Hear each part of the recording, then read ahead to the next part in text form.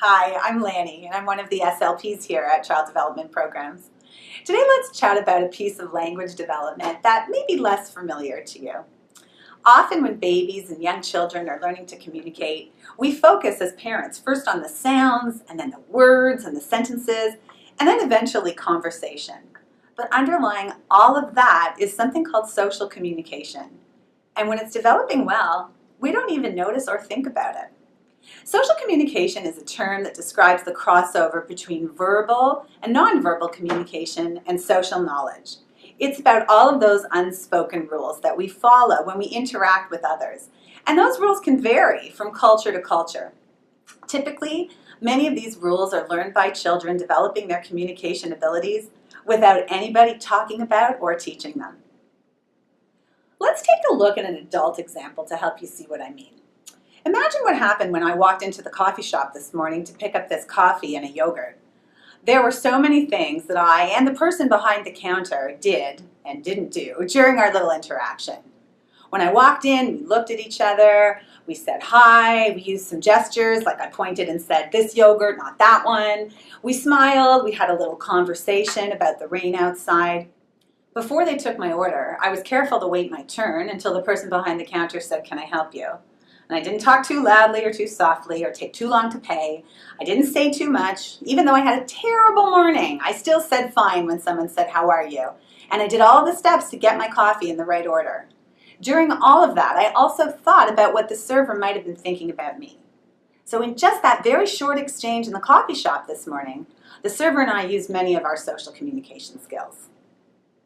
If I had used the right words, like saying coffee please or can I have a yogurt please, but I had said them in a way that the person wasn't expecting, like I had turned my back to them or I put my face too close or I yelled my order, I used my arms in a way that was too exaggerated, or even if I tried to pay first before I gave them my order, it would have seemed like a very unusual interaction to somebody who was watching because of the social rules where I live.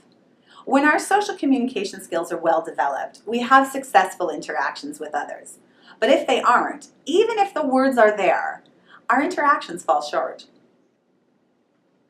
Speech language pathologists are skilled in assessing not only what children say and understand, but also the how and why when it comes to interacting with others. We'll help you ensure that your child is developing all of their skills in all of these areas.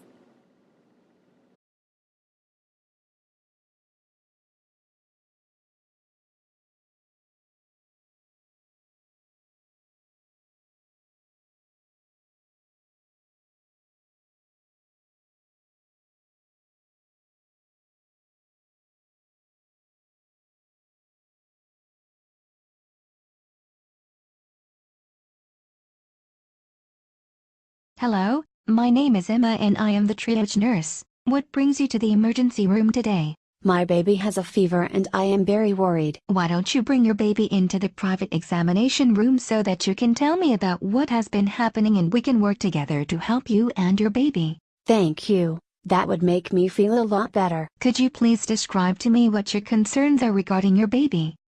Has she had any cough recently, been refusing to feed or have a rash that you have noticed? No, but she has been crying all day, has a runny nose and is very warm. I am only 16 and she is my first baby. Her dad left me and my parents kicked me out. I understand that it must be very hard for you in the situation and it is great that you care for your baby and want the best for her. I am however concerned that you don't have all the supports you need right now and I would like to help you. Could you please just check that my baby is okay? I read on Wikipedia that if her temperature is too high she will have seizures. If you could please unwrap your baby from her blankets, I will take her temperature and put a cuff around her arm to check her blood pressure. This will not hurt your baby. I would like to reassure you that your baby's temperature is only slightly above normal.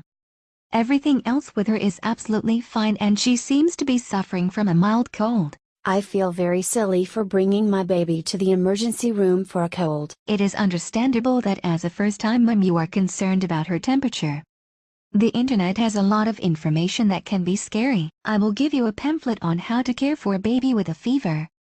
Perhaps you could put only one blanket around your baby to make her more comfortable. This makes it so much more clear. Thank you. Has your baby had her 6-month vaccination yet? No, because my neighbor told me that it will give her autism and she will bash her head against walls and be very noisy. There are a lot of misconceptions out there regarding vaccination, but I would like to reassure you vaccination is very safe, free and necessary for your baby. Okay, I will have my baby vaccinated as soon as possible. The hospital will provide you with some paracetamol for your baby with instructions on doses. Before you go though, I would like to put you in touch with some people who may be able to help you with your tough situation.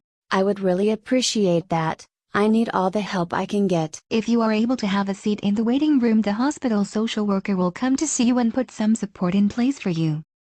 Do you have somewhere safe to stay tonight? Yes, my best friend's house.